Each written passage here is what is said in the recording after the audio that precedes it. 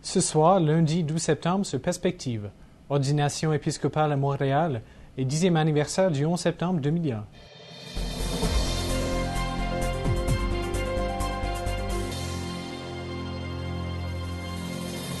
Bonsoir, mesdames et messieurs, et bienvenue à Perspective.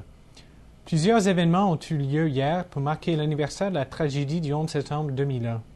Benoît XVI, en voyage à la ville d'Ancône pour présider à la messe de clôture du 25e Congrès eucharistique national italien, a pris l'occasion pour prêcher un message de paix.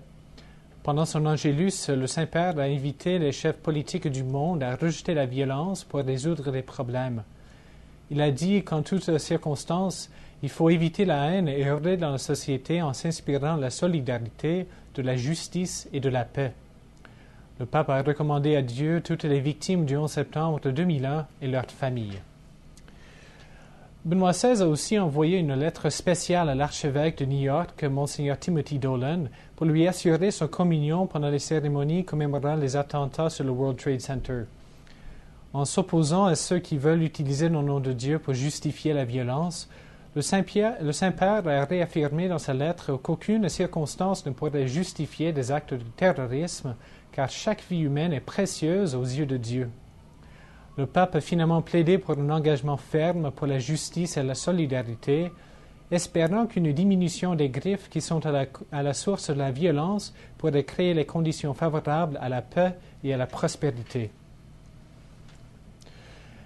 Hier, à Munich, en Allemagne, à l'occasion de la rencontre internationale des religions pour la paix, plus de 300 responsables de grandes religions mondiales ont commémoré les attentats du 11 septembre. Le cardinal Reinhard Marx s'est engagé en faveur de la paix et s'est opposé à tout abus du nom de Dieu et de la religion. Il a dit que la lutte pour la paix n'est pas un aspect accessoire dans la vie des croyants, mais un engagement central dans l'expérience de foi. Il a évoqué ce qu'il appelle la grande force du pardon exprimée par Jésus, qui est la clé du cheminement de Dieu avec son peuple dans l'histoire. Monseigneur Dolan, l'archevêque de New York, a envoyé un message aux participants de la conférence, leur expliquant que les croyants ont une responsabilité à porter ensemble, celle de faire grandir une culture de l'espoir, une civilisation de l'amour, une culture de la vie. Finalement, 150 jeunes choristes de Québec, de Trois-Rivières, de Montréal et de Granby ont hier chanté à la basilique Saint-Patrick à New York pour commémorer le 11 septembre 2001. Les Pueri Cantores, ou Petits Chanteurs, est une chorale qui a pour but de chanter la paix dans le monde.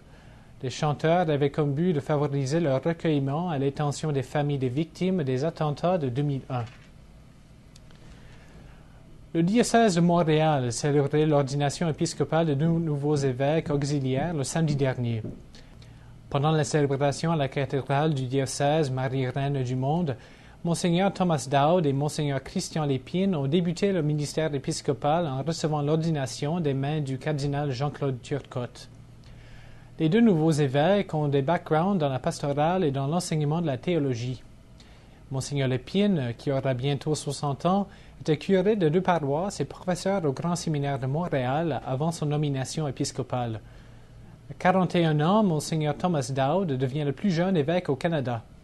Il était ordonné en 2001 et a enseigné la théologie à l'Université Concordia depuis 2003. En 2010, il était confié à la direction du service de formation du diocèse de Montréal. Il va exercer son ministère pour le secteur anglophone du diocèse. Et voilà, c'est tout pour aujourd'hui. Merci et à la prochaine.